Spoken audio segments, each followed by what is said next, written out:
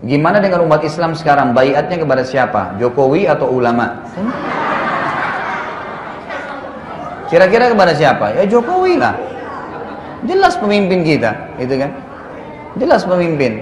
Sudah sekarang umat Islam ini saya sarankan tidak usah buat masalah, jalanin kehidupan bersama pimpinan. Kalau ada sesuatu yang buruk bertolak belakang dengan agama tidak dipatuhin. Kalau semua bertolak belakang bersamaan dengan agama, patuhi.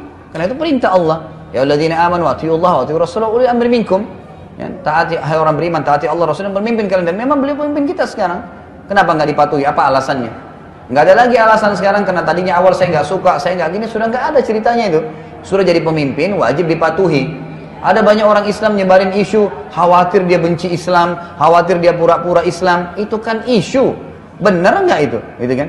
Kalau anda pun misal khawatir nanti dia benci Islam segala. Siapa itu Pak Jokowi itu? Mau dibandingkan dengan Fir'aun? Nggak bisa. Fir'aun itu Allah tenggelamkan di laut. Namrud Allah bunuh dengan seekor lalat. Apa yang mau dikhawatirin? Biarin memimpin, lihat hasilnya, gitu kan? Apa memang selama ini pemimpin sebelumnya sudah berhasil semua terapin Islam? Nggak ada. Mana hasilnya coba? Yang lalu-lalu, gitu kan? Kebanyakan jalan raya yang ada sekarang dari presiden yang sebelumnya lagi, yang datang pun belum tentu ada hasilnya. Biarin aja, gitu kan? Kita sibukkan ibadah masing-masing, Bapak Ibu sekalian. Ada orang ini habisin waktu tidak ada gunanya. Sibuk dengan kenapa dia mimpin, kenapa dia begini, apa gunanya? Anda sudah zikir pagi belum? Nah, sudah sholat subuh tadi berjamaah belum? Itu dikerjain, baca Quran, hadiri majelis ilmu. Karena hari kiamat ditanya itu sama Allah. Bukan kamu jeblos Jokowi atau enggak, gitu kan. Minyak goreng, langka, diam mulutnya. Ini JHT, dana masa tua orang digarong, diam mulutnya, masih mau berbaiat maksudnya. Iya, belum taspen, belum BPJS, belum wadas, ya kan, belum kartu sakti, kartu sembako sehat, sembako murah, pengangguran digaji, dan banyak-banyak itu kamu masih mau berbaiat. Gegaraning wong akrami. Karo apa? Karo artine. Duduk bondo tutup dunia. Itu artinya gini, ya, ketentraman hati, ketentraman hidup, kesuksesan hidup itu bisa dihitung dengan harta dan benda, itu loh maksudnya.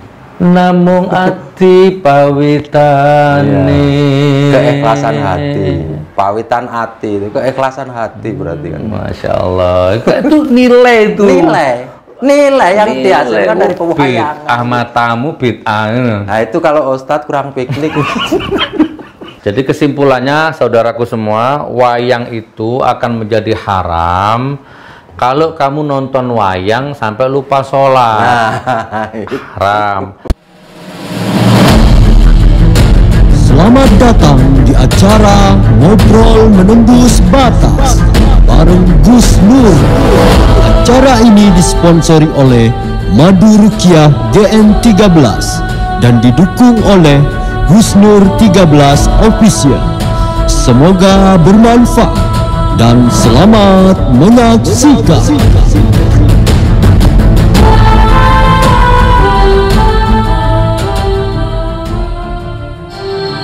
Baik, assalamualaikum warahmatullahi wabarakatuh. Alhamdulillahirabbil alamin. Assalatu wassalamu ala Rasulillah Sayyidina Muhammad wa ala alihi wa sahbihi ajma'in, nama ba'du.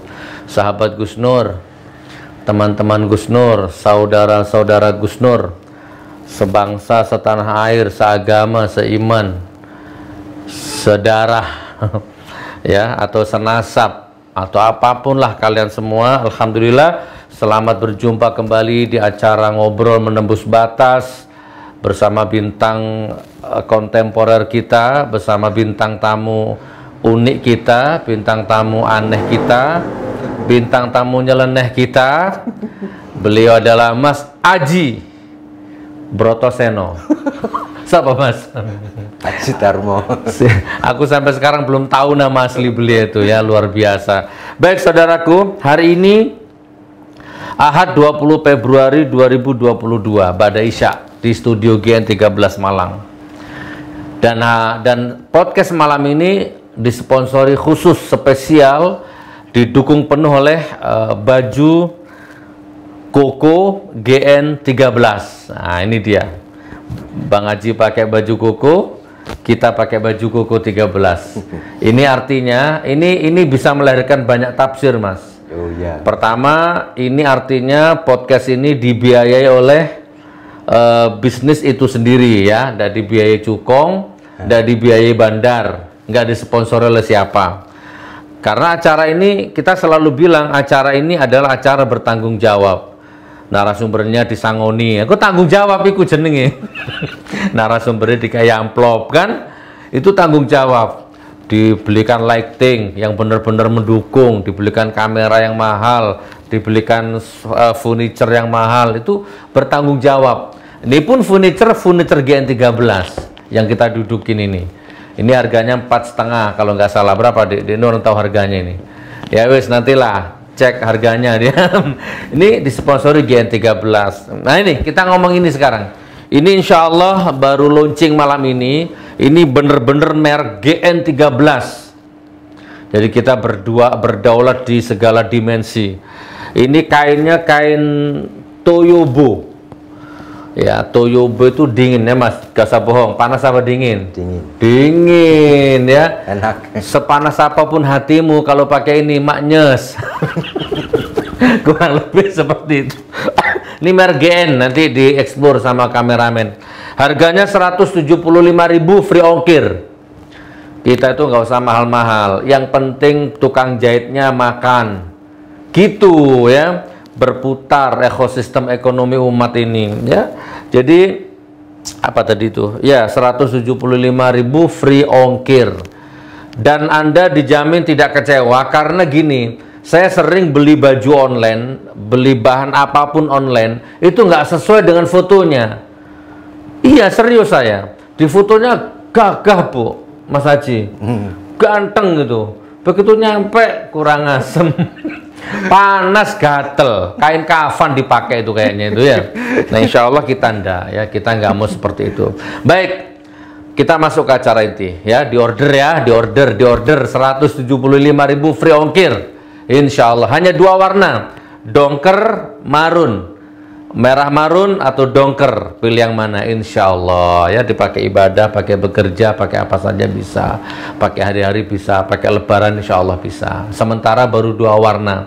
Insya Allah nanti mendekati lebaran kita akan bikin 3 warna, kita tambah 1 warna yaitu putih.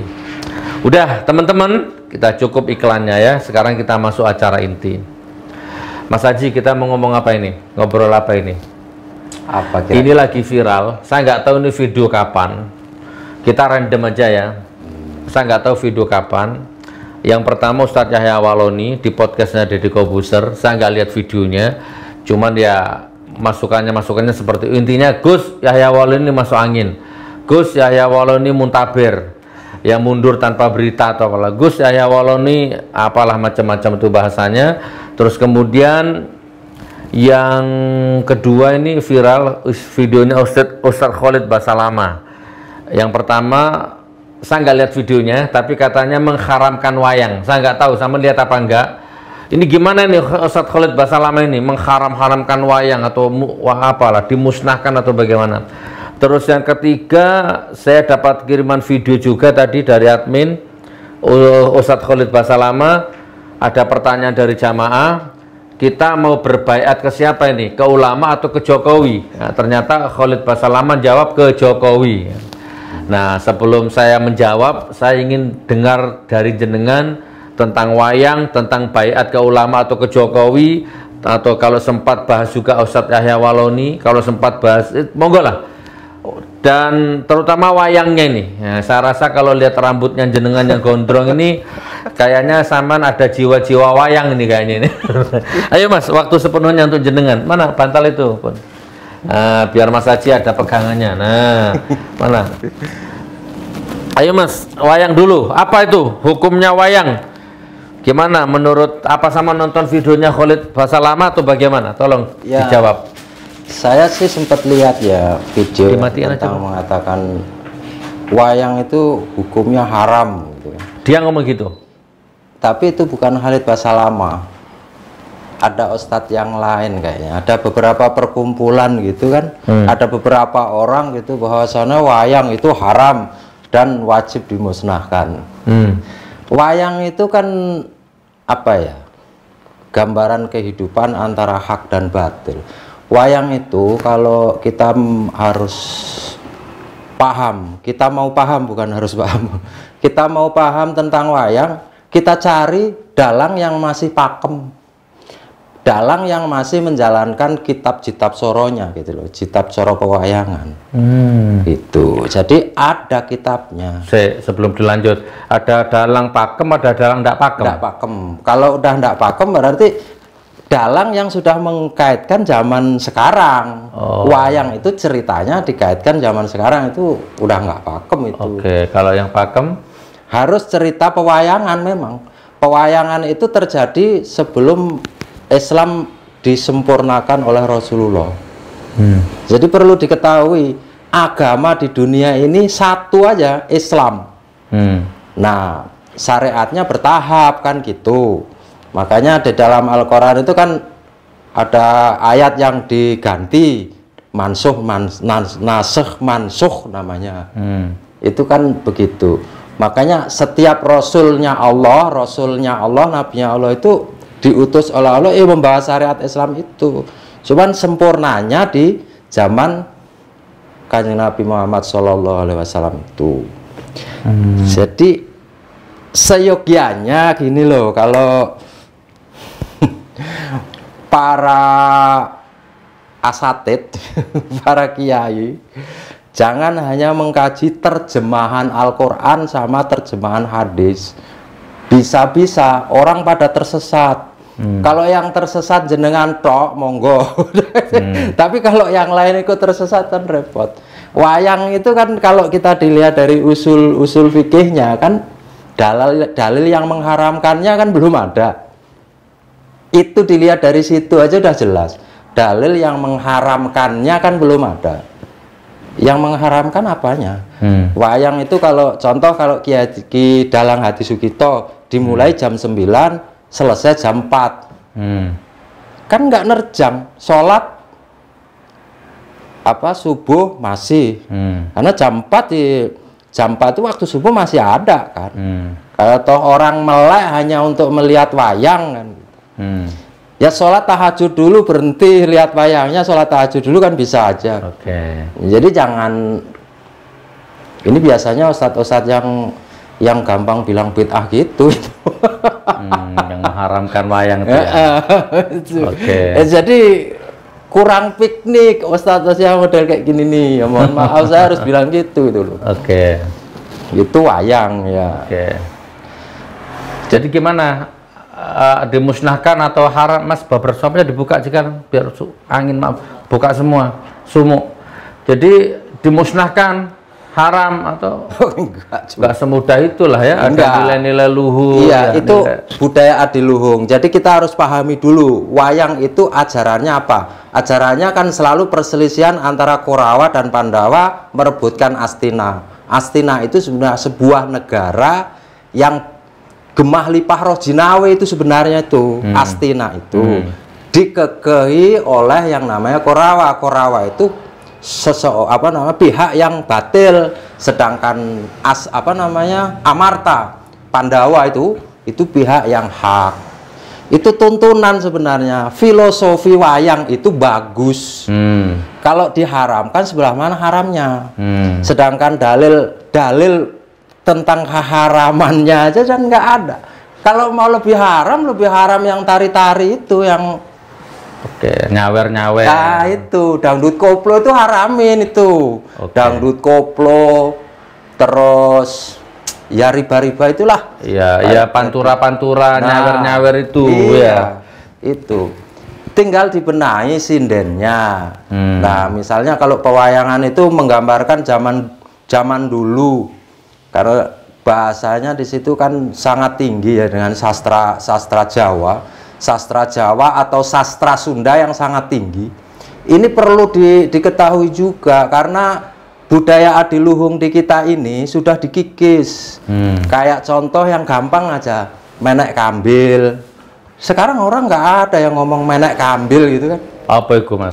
Yang manjat pohon kelapa. Okay. Itu kan bahasa-bahasa yang sudah rusak. Dalam bahasa tata bahasa Jawa itu ada bahasa seperti itu. Godok wedang, menek kambil, ngetok gedang.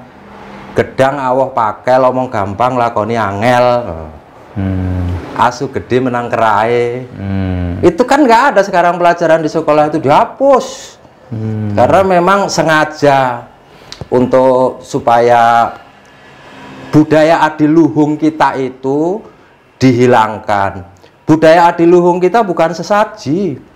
Ya wayang itu tadi, terus wayang parian-parian, terus pari bahasa Jawa. Itu semuanya ada di kita itu. Kita pelajarilah tata cara Wali Songo dalam menyempurnakan Islam itu, syiar Islam melalui pewayangan. Itu kan dilakukan oleh wali itu, Wali Songo itu yang Sunan Kalijogo mungkin ya namanya tuh. Jadi ustadz-ustadz yang kurang piknik ini jangan terlalu mohon maaf, jangan terlalu sembrono gitu loh.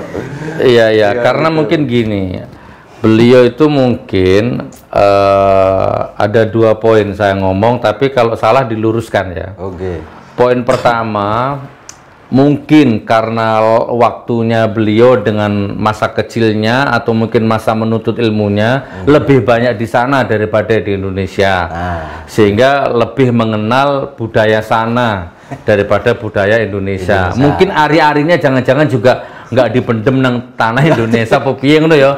Kurang lebih seperti itu. Jadi sehingga apa-apa yang tidak dari sana bid'ah, apa-apa yang tidak dari sana jelek, neraka gitu ya, kurang lebih sebagai apapun. Bisa jadi itu poin pertama saya, Mas. Salah bener nanti diluruskan. Yang kedua, ini agak seudon atau memang ada yang mendesain mereka, membrainwash mereka untuk mengacak-acak budaya tadi itu ya. Jadi pokoknya haram no, nerokok no, bid'ah no, apapun yang ada hubungannya dengan leluhur, budi pekerti, apa nilai filosofis, kemuliaan, adat ketimuran Indonesia, wis hancurkan. Mungkin lo ya, kurang lebih seperti itu. Piye Mas? Ini kalau dibahas nggak cukup 2 jam. Yo inti-inti nih. Intinya gini. Yahudi itu kan ingin menguasai dunia. Kalau dalam bahasa Al-Qur'annya gini, kalau saya nggak ngomong ayatnya ya, karena takut salah aja, takut salah.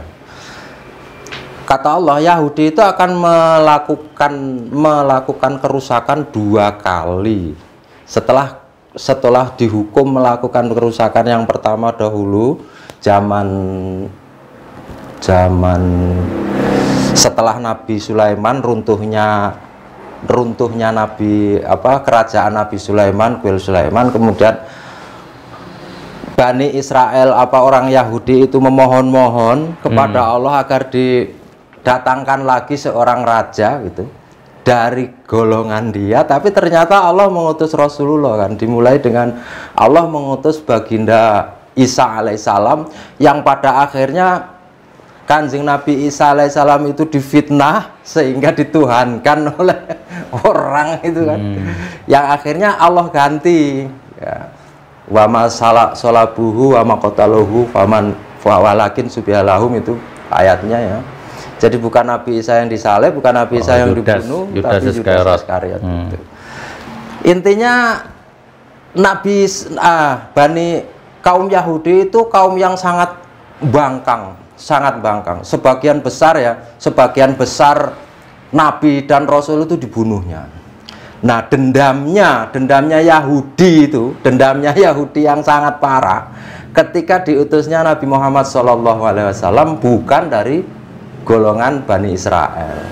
Maka ayatnya pun jelas, bangsa Yahudi akan melakukan kerusakan 2 kali dan Allah akan memperkuat finansialnya. Ada di ayatnya itu, Al-Quran itu. Nah, makanya muncullah keluarga Rothschild itu. Nah, untuk menghancurkan sebuah negara besar seperti Indonesia, karena sejarah Indonesia itu jelas dimulai dari diutusnya keturunan Nabi Ibrahim alaihissalam untuk mengelola tanah Nusantara itu dari Ibu Umi Kentura itu. Umi Kentura atau siapa itu? Kayaknya Ibu Umi Kentura. Saya membacanya itu mudah-mudahan nggak salah ya. Kalau salah ya direvisi nanti. Gitu. Oh gitu ya? Iya, jadi makanya Indonesia ini banyak kerajaan. Terutama kerajaan yang paling besar adalah kerajaan Pajajaran, Majapahit, dan Mataram. Ini tiga kerajaan besar dan tiga kerajaan yang sangat menentukan untuk munculnya kembali Nusantara ini nanti. Yang ini ya jelas toh diisukan. Makanya untuk ini saya potong dulu. Untuk menghancurkan sebuah negara besar, satu, hilangkan budaya adiluhurnya kalau memang punya. Jadi hilangkan. Kemudian putuskan generasinya, putuskan generasi dengan leluhurnya. Yang tadinya generasi budaya adiluhung, punya leluhur dengan budaya adiluhung seperti wayang tadi itu, dan diganti dengan sesajen-sesajen, desain-desain mereka, kebiasaan Hindu-Buddha dan lain sebagainya. Ini nanti kaitannya dengan kayak tahlilan dan lain sebagainya, seperti mengikuti tata cara Hindu-Buddha. Ini ada sejarahnya. Nah, kita putuskan dengan menjelek-jelekan gitu budaya adiluhung itu tadi kita putuskan diganti dengan budaya baru, kemudian menciptakan sejarah baru, tenggelamkan sejarahnya. Jadi sejarah Nusantara ini ditenggelamkan, dihilangkan, diganti dengan sejarah baru ngarang gitu loh. Sejarah yang ngarang itu seperti kalau Cut Nyak-Din itu sebenarnya orang Nasrani, orang Katolik, padahal Cut Nyak-Din jelas, kalau Cut Nyak-Din itu jelas istri dari Teuku Umar, dia seorang nyai, seorang istri seorang ulama. Itu. Ya caranya memang begitu. Itu desain by design. Indonesia ini adalah tujuan utama mereka, makanya ya harus begitu. Dan dengan adanya ustadz, jangan salah ya Gus Nur ya. Mereka itu menciptakan ulama-ulama, menciptakan ustadz-ustadz melalui program Wahabisme itu tadi. Maksudnya Yahudi dan siapa tadi? Rothschild itu. Menciptakan melalui agen-agennya. Kalau Indonesia kan agen melalui agen Bill Gates ya, Bill Gates sama George Soros. Itu jelas. Jadi kemenangan pemilu itu udah disetting. Jadi kalau kita mengikuti pemilu itu sebenarnya konyol kita tuh. Oke, kembali ke tadi. Sampai di mana tadi yang menarik bagi saya tadi berarti kalau ingin menghancurkan sebuah negara besar, salah satunya Indonesia, hapus sejarahnya. Sejarahnya dihapus, ganti sejarah ngarang. Ganti sejarah ngarang. Putus. Yang kedua apa tadi? Putuskan budayanya. Nah, budaya adiluhung kita itu kan wayang. Filosofi wayang itu kan jelas. Kemudian setelah munculnya Sunan Kalijogo ya, wayang itu dikukuhkan sebagai flashback gitu loh. Flashback untuk flashback. Kemudian syariatnya kan jelas sudah disempurnakan oleh waktu zaman Sunan Kalijogo itu kan Rasulullah sudah diutus. Nah disitulah setelah syariat Islam sudah disempurnakan, maka wayang itu menjadi flashback. Jadi untuk pembelajaran gitu. Dan kan Sunan Kalijogo, wayang ini boleh dipentaskan sebagai flashback bahwasanya kita ini dulu sebagai manusia Jawa. Kalau dulu memang bahasanya kan Nusantara itu Jawa, Javan gitu loh. Seperti bukunya Sayyidina Ali yang ditulis langsung oleh Sayyidina Ali, membahasakan Nusantara ini dengan bahasa Javan. Jim, Fa, Alif terus Tanwin gitu, Javan.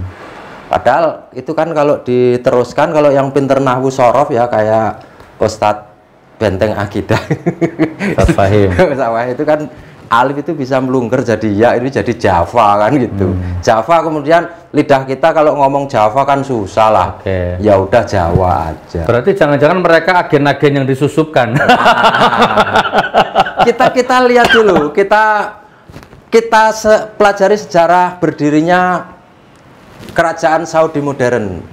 Itu kan dari Ibnu Saud. Ibnu Saud itu dari Mr. Hamper yang di Inggris. Waktu itu kan adidayanya kan masih Inggris. Kemudian Sir Sir Mayer Nathan Rothschild itu yang memberikan proposal kepada Sultan Hamid II untuk membeli Palestina, itu ada gandengannya itu. Jadi Wahabi itu untuk apa? Untuk menggoyahkan apa ya namanya, ruhnya Islam. Orang Islam itu kan ada rohnya gitu loh. Artinya ketauhidan. Kayak yang sifat 20 itu loh. Sifat 20, sifat mohal 20, wujud, kidam, bakok, mukhalafatul hawadisi. Itu kalau orang-orang Wahabi Salafi itu haram, bid'ah, nggak diajarkan Rasulullah.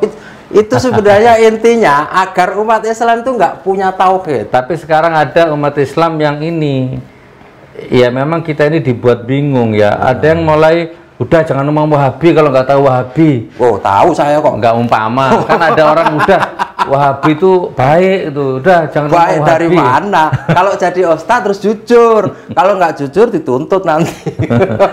Gimana coba? Harus jujur. Kalau A dibilang A, lu B, lu B gitu loh. Hak batil gitu. Jangan ngambil tengah. Jangan ambil opsi ketiga.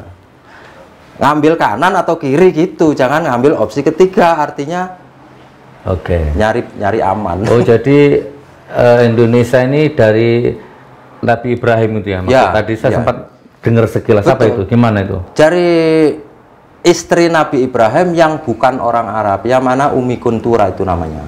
Nah, itu dikirim ke Nusantara gitu loh. Setelah Nabi Ibrahim. Kemudian pada akhirnya gandengannya itu nanti kan diislamkannya Ratu Saba, Ratu Bilqis itu.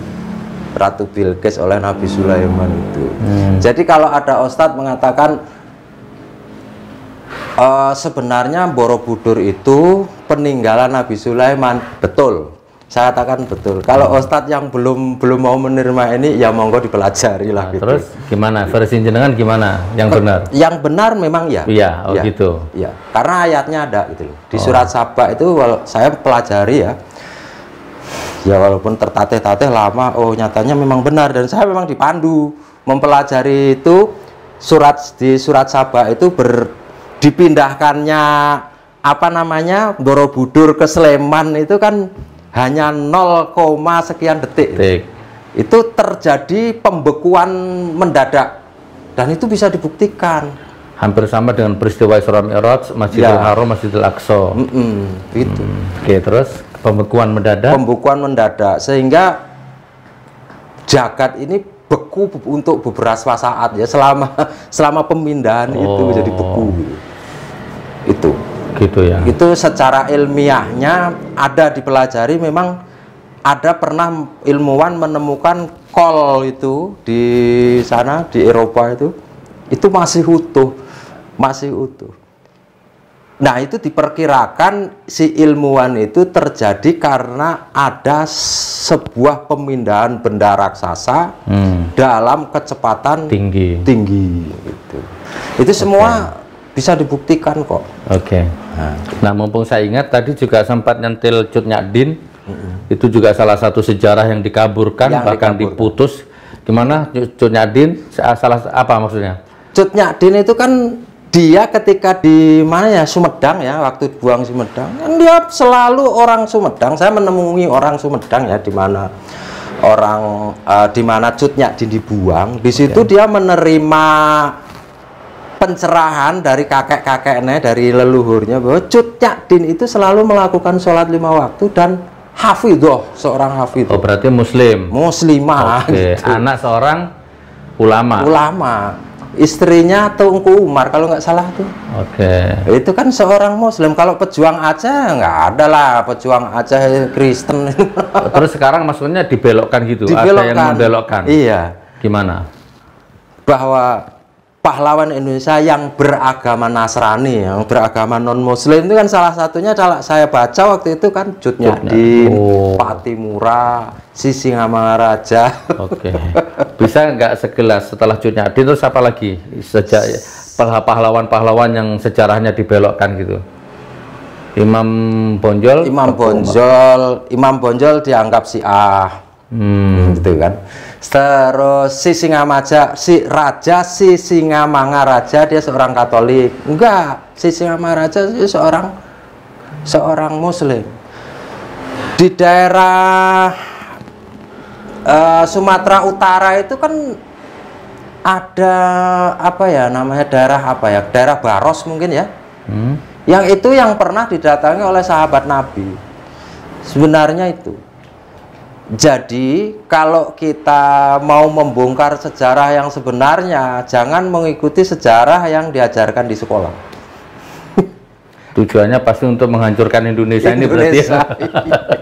Yang jelas untuk menghilangkan pengaruh Islam di Indonesia. Oke. Gitu. Sekarang saya tak ngomong sedikit ya, masalah wayang ya, masalah Khalid Basalamah ya, Ustadz Khalid. Tadi versinya Mas Haji, sekarang versi saya. Kalau secara disiplin ilmu akademis, saya jauh di bawah beliau. Oh ya, beliau doktor ya kan, profesor belum? Belum ya kayak, tapi doktor LC lah ya, jebolan Timur Tengah gitu kan, berjenggot, jebolan Timur Tengah gitu kan, dan sunnah dan pasti masuk surga. Jadi saya dari sisi akademisi, oke, saya takdim dulu, karena ini harus saya akui ya. Kita harus akui itu. Nah, jadi saya nggak usah ngomong kalau masalah itu. Saya lulusan pesantren pesantren kehidupan. Universitas kehidupan, ya kan? Saya jebolan jalanan, beliau jebolan pondokan dan jebolan Timur Tengah. Nah, cuman dari segi kedaulatan banyak sekali ketidaksamaan saya dengan Ustadz Khalid ini. Dulu sih awal-awal saya pernah sebenarnya habis marah caci maki beliau dulu tuh. Sekarang masih dihidup-hidupkan videonya. Waktu itu ada videonya santrinya Mbah Maimun yang berebut minum airnya Mbah Maimun dulu. Ngalah berkah itu ke sama Ustadz Khalid kan diharam-haramkan atau dibid'ahkan kalau nggak salah. Nggak ada berkahnya itu. Kalau saya nggak mau tuh minum dia, itu langsung saya habiskan itu ya. Oke, terus kemudian ini ditambah lagi ada video baru, ada jamaah nanya ke dia, Ustadz Khalid, kita lebih baik berbaiat kepada siapa? Kepada ulama atau kepada Jokowi? Ternyata Ustadz Khalid jawab ke Jokowi. Sambil memuji-muji gitu. Nah ini sudah bagi saya selesai Mas. Walaupun saya ini orang kecil ya. Tapi siapapun mau LC, profesor, doktor, kalau sudah ngomong seperti ini, baiat ke ulama atau ke kalau misalkan ke Alil Umri misalkan, mungkin atau ke Erdogan misalkan ya. Oke lah. Tapi kalau pertanyaannya jelas ke ulama atau ke Jokowi, jawabnya malah ke Jokowi ya, yang di mata saya pembohong, penipu, pengkhianat gitu kan, bukan ke Jokowi lah, ke rezim ya. Nanti kalau Jokowi delik nanti ya, ke rezim, ke sistem. Bagi saya selesai Ustadz Khalid itu. Jadi ya sekedar habluminana saja, tapi kalau jauh mengakar nggak ada. Haram. Selesai Mas, siapapun, sampean pun kalau misalkan mendukung Jokowi selesai, nggak saya undang lagi gitu. Bahkan seandainya anak laki-laki saya ini mendukung Jokowi, putus nasab. Saya sampai segitunya. Bukan berarti kalau kebencianmu kepada kaum atau kepada seseorang jangan berlaku tidak adil. Enggak, bagi saya hak-hak batil-batil. Dan rezim ini sudah melampaui batas, segala batas gitu. Batas nilai, batas apalah itu, syariat apa udah dilanggar, jadi udah selesai. Ngawur aja berbaiat kepada Jokowi, nggak ada. Tapi monggo kalau ada jamaah-jamaahnya Ustadz Khalid Basalamah yang di Malang, di seluruh Indonesia, kalau antum masih taklid buta sama Ustadz Khalid, ya monggo kan nggak apa-apa, kita nggak perlu putus silaturahim. Itu hanya kedaulatan saya. Siapapun, Habib Rizik tiba-tiba terus apa istilahnya ya, merapat ke rezim, selesai. Nggak ada gitu. Itu saya. Nah ditambah lagi wayang-wayang tadi itu haram musnah jadi udah gak main. Jadi itu. buta sejarah, buta politik itu berbahaya. Karena Rasulullah itu menggunakan politik dalam mengatur strategi menyempurnakan Islam itu tadi. Kalau orang berpegang teguh dengan misalnya ada ayat atiullah wa atiur rasul wa ulil amri minkum, kan di situ atiullah wa atiur rasul, langsung jelas. Wa ulil amri, nggak ada atiunya, nggak ada penekanan. Nilai taatnya, kosakata taatnya udah nggak ada ketika nyampe ke ulil amri gitu. Artinya Allah Kalau yang namanya taat kepada Allah, taat kepada Rasulullah jelas Mutlak. mutlak. Nah, yang ulil amri yang ditaati, ulil amri yang nginduk kepada Rasulullah kan gitu. Betul. Jadi yang namanya ahlu sunnah wal jamaah itu yang mengikuti Rasulullah, sahabat Rasulullah, dan pewarisnya Rasulullah, yaitu yang dibalik 4 madhab, Syafi'i, Hambali, Maliki, Syafi'i. Ini Hanafi, Syafi'i, Hanafi, Maliki, Hambali. Jadi berislam wajib hukumnya bermadhab. Wajib, tapi satu. Kalau Hambali ya Hambali, Syafi'i Syafi'i, Maliki Maliki gitu. Kalau Wahabi nyunah ngikuti Rasulullah tok, tapi nggak mengikuti sahabatnya. Khulafaur Rasyidin nggak diikuti. Ya, kan gitu. Itu belum ahlu sunnah wal jamaah. Yang namanya 73 thariqah agama Islam terbagi menjadi 73, yang diterima di sisi Allah hanya satu, yaitu ahlu sunnah wal jamaah, yaitu berarti siapapun yang mengikuti sunnahnya Rasulullah, khulafaur rasyidin, dan pewarisnya Rasulullah melalui madhab 4. Ini yang disebut ahlu sunnah wal jamaah. Kalau mengikuti Rasulullah tok ditolak sama Rasulullah. Di akhirat nanti ketemu Rasulullah, ya Rasulullah, saya mengikuti Anda, ngikuti pewarisku enggak ya Rasulullah, saya langsung ke Anda. Lunga rakanggu kudu mengikuti pewarisku kan gitu. Itu sebenarnya begitu Gus Nur. Sebenarnya juga terbesit satu makna dari situ, bahwa supaya hidup kearifan lokal, adiluhung lokal tadi, karena ngikuti pewarisku enggak kurang lebihnya seperti itu gitu kan. Jadi budaya itu disampaikan dulu, baru tatanannya Islam mengatur budaya itu. Seperti hakekoh itu bukan ajaran yang diwahyukan, itu kebiasaan orang Quraisy, hakekoh itu. Jadi tapi ada hadisnya itu. Iya, ada hadisnya. Jadi Rasulullah menetapkan bahwa hakekoh itu bagus, kan gitu. Jadi kesimpulannya, saudaraku semua, wayang itu akan menjadi haram kalau kamu nonton wayang sampai lupa sholat. Haram. Dalangiku ya iso mlebu neraka kalau dalang sampai lupa sholat. Tapi insya Allah dalang-dalang yang pakem itu pasti tahu itu ya. Pasti dia sudah jamak dulu sholatnya, ya kan? Dia sudah jaga wudhunya, ya kan? Kalau Ki Hadi Sugito itu setahu saya sih nggak menangi ya, cuman selalu setiap kata orang tua, Ki Hadi Sugito, Ki Narto Sabdo, Ki Timbul Hadi Prayitno, itu selalu jam 9 malam sampai jam 3:30 pagi. Dalangnya. Berarti nggak sampai kehilangan subuh? Enggak. Habis sholat isya baru ngedalang gitu. Dan memang wayang itu filosofis, ada filosofi, dan pewayangan itu tokohnya ada gitu loh. Dan memang ada Sang Hyang Ses, Sang Hyang Nur Cahyo, Sang Hyang Tunggal. Itu zaman dulu itu ada. Kita perlu ketahui lah bahwa bahwa Nabi dan Rasul itu ada 124.000 Nabi. Nah dulu itu orang nyebut itu belum Nabi itu apa? Nah sekarang aja Nabi gitu. Dulu bisa dikatakan dewa. Dulu gitu. Baik Mas Haji, kayaknya nggak usah dihabiskan sekarang. Nanti akan kita bahas lebih lanjut bahwa Indonesia ini menjadi target utama untuk dikuasai, dirampok, dihancurkan ya. Dengan cara menyusupkan agen-agen, bisa berbentuk politikus, bisa berbentuk ulama. Ini bisa yang paling utama ulama. Bisa berbentuk ustadz ya. Padahal dia agen-agen yang disusupkan. Betul. Entah itu sadar atau tidak, yang jelas ada orang belajar ilmu ke sana, boleh Amerika, boleh Iran, ya, boleh Timur Tengah, di brainwash di sana, ya, disuntik, diinjection segala macam, sehingga begitu masuk semua budaya di sini haram gitu ya. Kayak kurang lebih seperti itu. Nah, ariflah Anda, bijaklah Anda, nyunah juga boleh, aku juga sunnah, aku juga nyunah.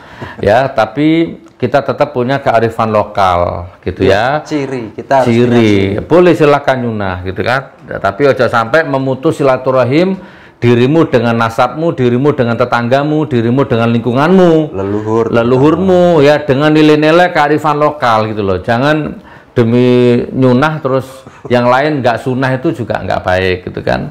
Oke, jadi ini closing saya. Bagi saya rezim ini terkutuk ya. Bagi saya rezim ini, saya ngomong begini ini sudah di penjara gitu. Dan saya bukan kapok nggak kapok, saya tetap berkomitmen di jalan ini gitu loh maksudnya. Ini bukan urusan kapok nggak kapok. Nah, jadi siapapun saja kalau mendukung rezim, membela rezim, entah profesor, doktor, ulama, kiai, ustadz, gus, itu di mata saya selesai. Disiplin ilmunya, kata-katanya, fatwanya udah nggak saya pakai. Gitu loh, itu jelas siapapun. Ya mungkin Anda akan balik menyerang saya. Lah terus kamu tuh sopo Nur gitu ya. Politikus bukan, anggota dewan bukan gitu kan.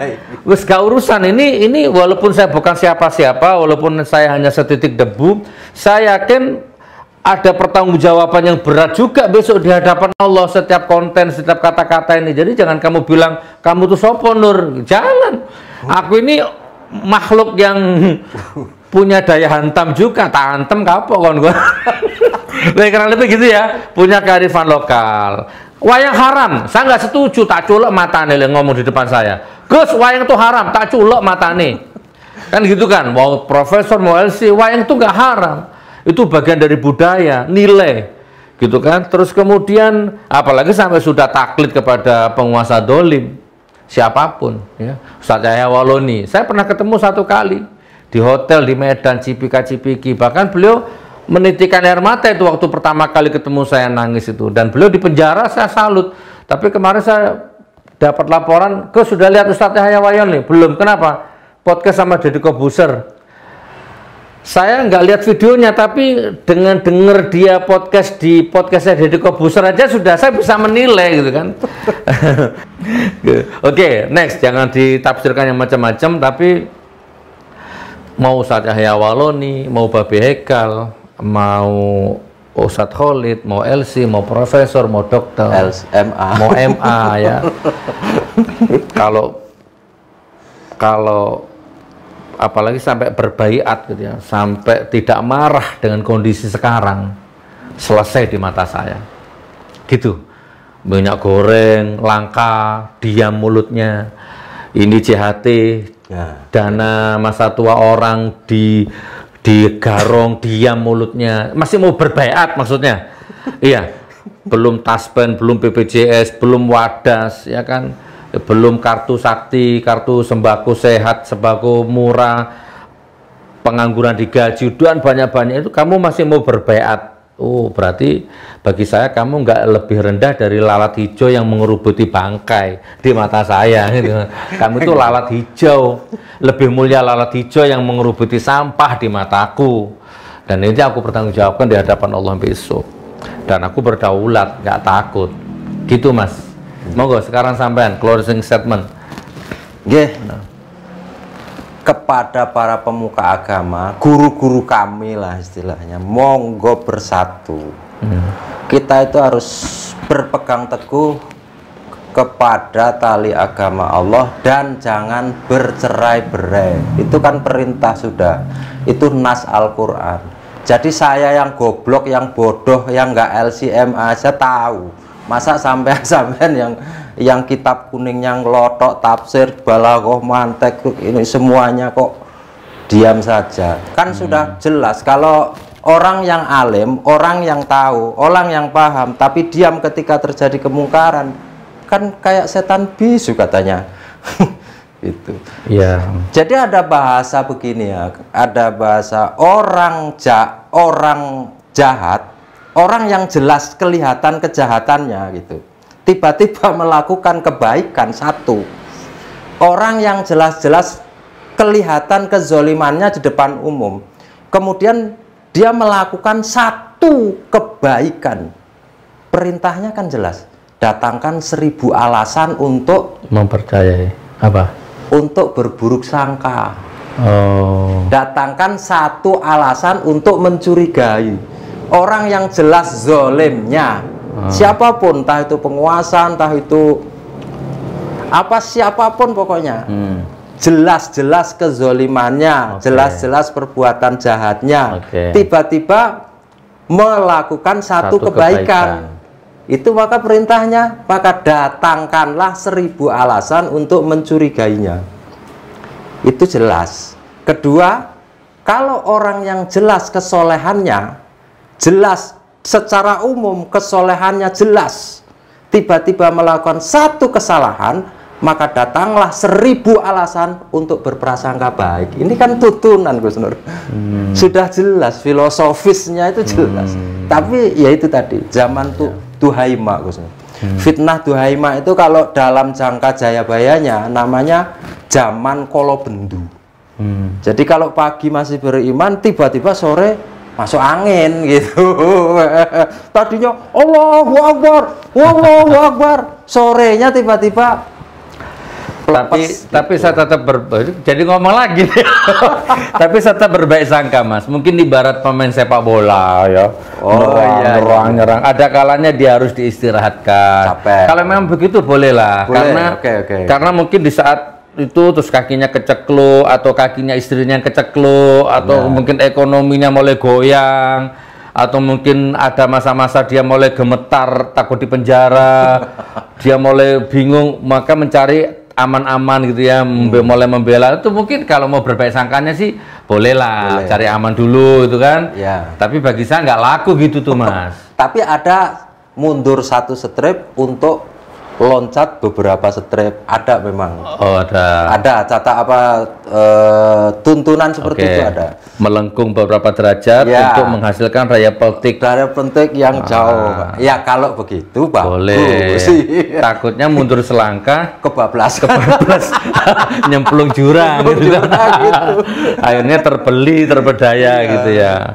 Berarti Mas strategi yang diajarkan Rasulullah itu luar biasa. Makanya yang namanya Khalid bin Walid ya, yang namanya Khalid bin Walid itu tidak ada rumus ketika perang melawan kafir atau munafik, tidak ada rumusnya. Dipimpin Khalid bin Walid itu kalah.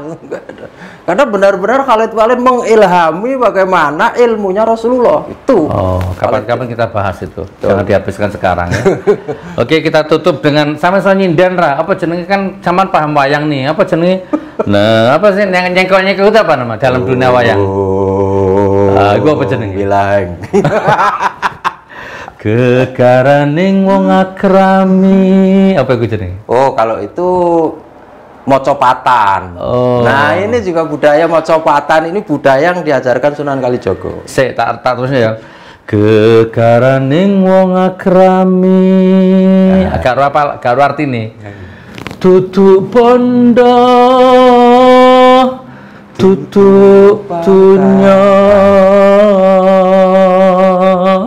Itu artinya gini.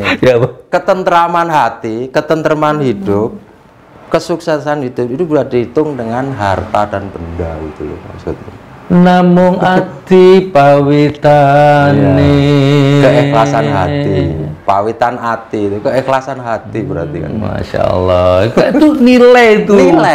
Nilai yang dihasilkan dari pewayangan. Ahmad tamu bid'ah. Nah itu kalau Ustadz kurang piknik.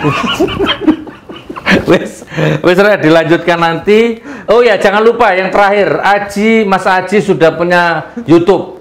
Ayo bangun rek YouTube rek saken rek, ndak notes. Apa channel sama dong? DNA 1408. DNA 1408 artinya apa itu? Den Aji. Oh, Den Aji. Itu subscribe-en rek ya, subscribe-en biar beliau itu semangat bikin.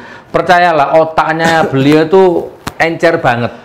Kamu ketemu beliau jangan ngobrol apa ae wis. Ngobrol jin iso, dajal iso ya walaupun beliau bukan LC. Ngobrol Jawa iso, sejarah iso, ngobrol ekonomi global iso, by design global iso, ekonomi. Makanya subscribe ya.